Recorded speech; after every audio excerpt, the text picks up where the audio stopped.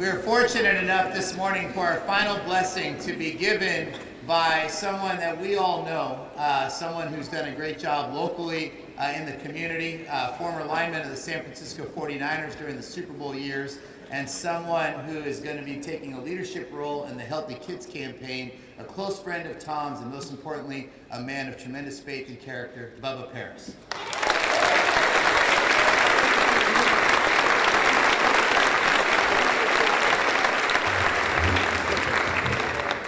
It's hard to speak behind short people, you know that. I'm here today to lead us into giving Tom our blessing. And see, each one of us have different belief systems. All of us have different ways that we respond to things. But the thing that I'm a type of person that is driven by passion, because I have a fundamental belief. I believe that everyone is born with a purpose. That we all have something that is embedded in us, that's something, a message, a way of doing things that is unique to us, and that we all have the potential of having great success.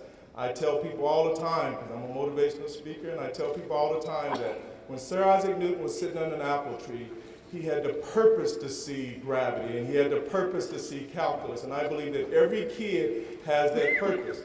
And one of the reasons why I'm here supporting Tom is that one time I was speaking to a group, and it's so funny, sometimes education can hurt you. You know, some of y'all people with doctor's degree, you know, where y'all at in here anyway?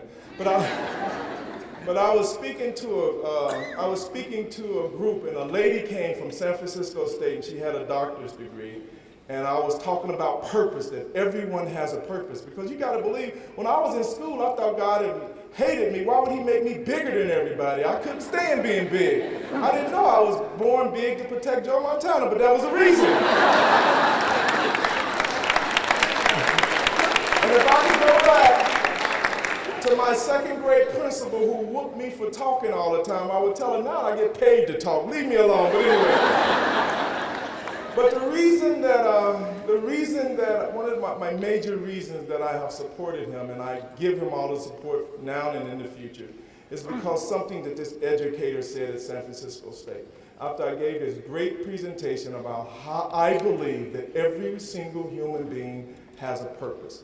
And she came to me after the event. She said, Bubba, she said, I agree with you that people have purpose, that great things come out of purpose, but that is overstated. She said, I got a lot of kids that I teach, and I sometimes wonder what their purpose is. She said, can you imagine an acorn? An acorn has the purpose to be an oak tree, but how many acorns do we see laying all over the ground that never becomes oak trees? And so I looked at this lady and I said, you are a professor at San Francisco State, and that's how you see yourself? That you see yourself as a person who is responsible to create opportunities for people, but you see them as lost. But see, I told her that it's not the purpose of an acorn to become an oak tree. It's the purpose of an acorn to possess the information necessary to become an oak tree. If you take an acorn, you put it in fertile dirt, it will become an oak tree without any doubt. You water it, you nurture it, you put it in a proper situation, it will become an oak tree. And I believe that the man that we got in charge to present a fertile environment for our kids, I think that we have a great person in Tom Torlakson. I really believe it. A lot of people.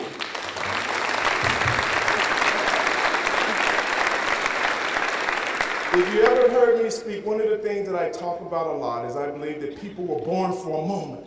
See, people define you when you face your greatest challenge. I remember when I played Reggie Doss for the Rams, and I beat him up all the time, no one would ever say anything. But when I kicked Howie Long's butt, or Lawrence Taylor's butt, or Reggie White's butt, they said, Bubba, you must be good. You took a tough opponent and you whooped him. So I present to him this. And this is how we give our blessing. Because when we look at the reality of it is, the California schools is in a crazy situation. When we go back and we actually take the time to look at students and talk to students, a lot of them are discouraged. Our system in its current situation is failing students. People are discouraged. The economic reality makes it tough. And I feel for this man because he has elected to take leadership role in a time when he has to go out and play a Lawrence Taylor in one quarter, play Howie Long song in the next quarter, and then turn around and play Reggie Wright all in the same game. He got a tough challenge ahead of him. But like I talked to him one day, and this is the thing, and this is a true thing, and I'm not just saying this. When I was sitting there with him talking one day, and he told me this, I said, what better person to have in charge when the time is at its toughest, when things look like it's going to be almost impossible to change and turn around. What better person to have take control than him? Stand up, Tom.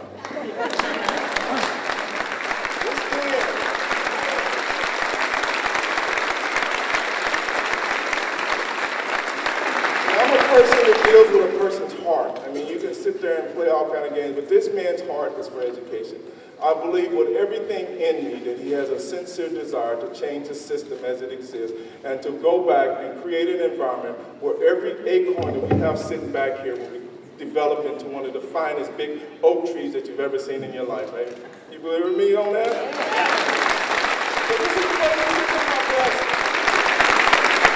It's because people of spirit, they say if you touch and agree, to give someone your blessing, to say, I give you my support, I will be there for you, I believe in you, however I believe, I give you that belief system. But this is what we say, we as a group of people support in every way your mission, your purpose of changing and shaping the educational system in the state of California.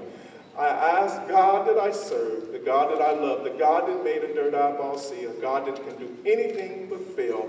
I ask him in every way to support the thing that you're about to accomplish. I support you in everything that I do, and I proclaim that he shall be successful. Do you agree with me? Say amen. Amen.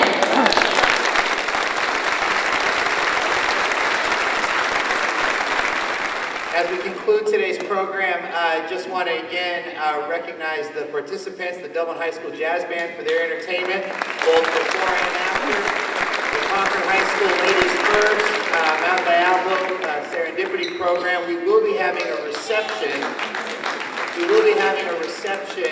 Immediately after the program concludes in the small gym right next door. We invite you to stick around for the reception.